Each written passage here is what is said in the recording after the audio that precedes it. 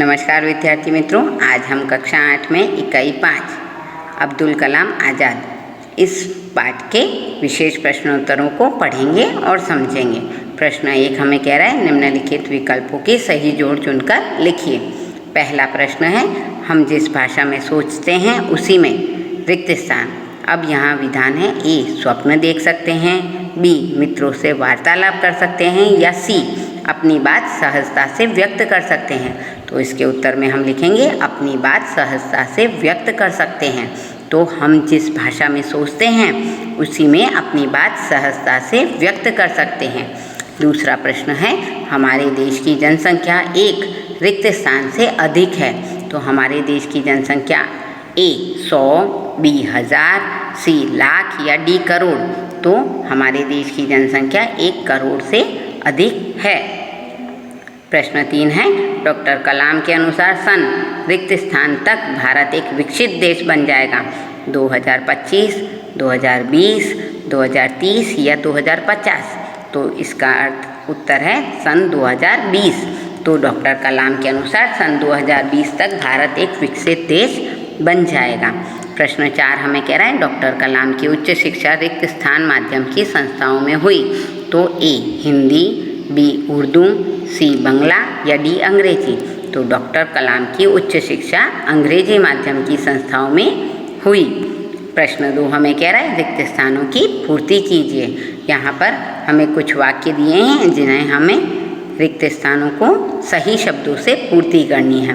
पहला है यह जरूरी है कि आप निरंतर रिक्त स्थान अर्जित करते रहें। तो हमें क्या अर्जित करना है निरंतर? ज्ञान। तो यह जरूरी है कि हम निरंतर ज्ञान अर्जित करते रहें। दूसरा है जिम्मेदार राजनीतिक रिक्त स्थान नीतियाँ बनाता है। तो जो राजनीतिक होते हैं वह दूरदर्शितापूर्ण यानी दूर की सोचने वाले। तो जिम्मेदार राजनीतिक दूरदर्शितापूर्ण नीतियाँ बनाता है।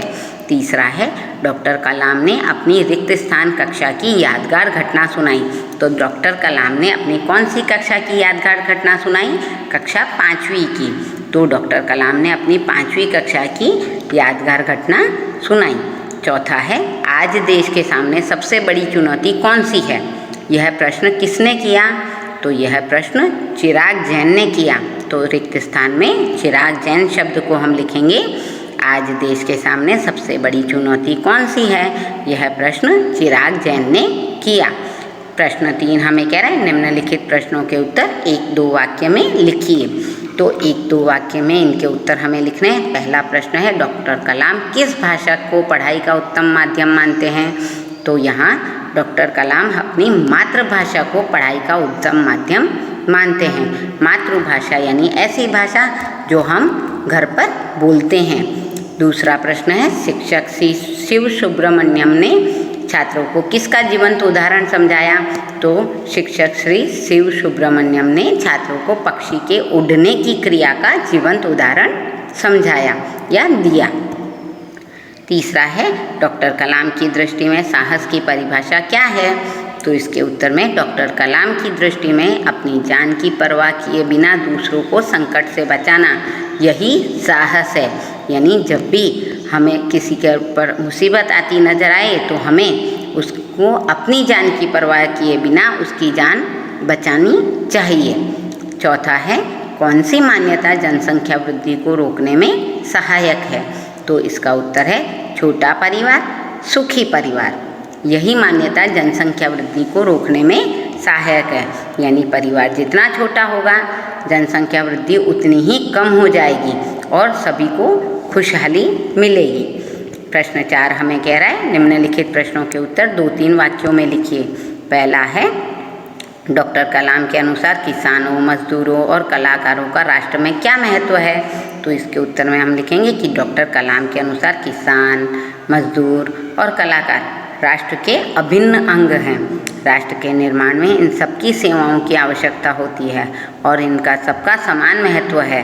तो डॉक्टर कलाम किसानों, मजदूरों और कलाकारों को समान रूप से राष्ट्र के निर्माण का अंग समझते हैं। दूसरा प्रश्न है भाषा के विषय में डॉक्टर कलाम ने क्या बताया? तो डॉक्टर कलाम कहते हैं कि मैंने माध्यमिक शिक्षा की पढ़ाई मातृभाषा में ही की थी। कॉलेज की पढ़ाई इन्होंने अंग्रेजी भाषा में की थी।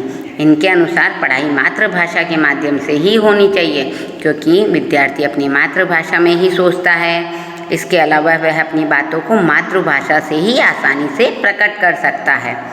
प्रश्न 5 हमें कह रहा है निम्नलिखित प्रश्न का उत्तर सविस्तार से लिखिए। तो यहाँ हमें इनके उत्तर को 5-6 वाक्यों में समझाना है। पहला है डॉक्टर कलाम ने अपने बचपन की कौन सी यादगार घटना सुनाई।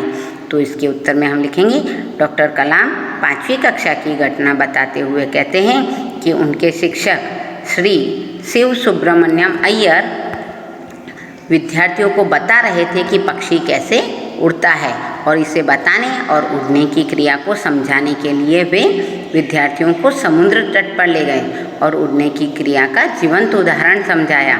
डॉक्टर कलाम इसी घटना से प्रेरित हुए और इसी कारण डॉक्टर कलाम को विज्ञान पढ़ने की प्रेरणा मिली। प्रश्न 6 हमें कह रहा है निम्नलिखित मुहावरों का अर्थ लिखकर उनका वाक्य में प्रयोग कीजिए। पहला है जी तोड़ मेहनत करना, यानी बहुत मेहनत करना। तो इसका वाक्य कुछ इस प्रकार से है कि परीक्षा में प्रथम श्रेणी से उत्तीर्ण होने के लिए राम ने जी तोड़ मेहनत करना शुरू किया।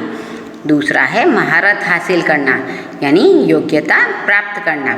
हर एक मुसीबत को जीतने के लिए आवश्यक महारत हासिल कर लेनी चाहिए। तीसरा है अचूक औषधि होना, यानी व्यर्थ न जाने वाला उपाय होना। इसका उत्तर है नियमित व्यायाम स्वस्थ रहने की अचूक औषधि है। प्रश्न 7 हमें कह रहा है निम्नलिखित शब्द समूह के लिए एक शब्द लिखिए। पहला है माँ या परिवार की भाषा। तो जो भाषा हम अपने परिवार में या अपनी माँ से सीखते हैं वह भाषा मातृभाषा। जिसके आर पार देखा जा सके वह पारदर्शी। युद्ध से संबंध रखने वाला, यानी सामरिक। प्रश्न 8 हमें कह रहा है निम्नलिखित वाक्यों में उचित सर्वनाम शब्द से रिक्त स्थानों की पूर्ति कीजिए। तो यहाँ पर रिक्त स्थान में सर्वनाम शब्द दिए हैं जिनका उचित रूप हमें लिखकर यहाँ पर वाक्य में प्रयोग करना है। पहला है यह कार्य, रिक्त स्थान नहीं हो सकेगा।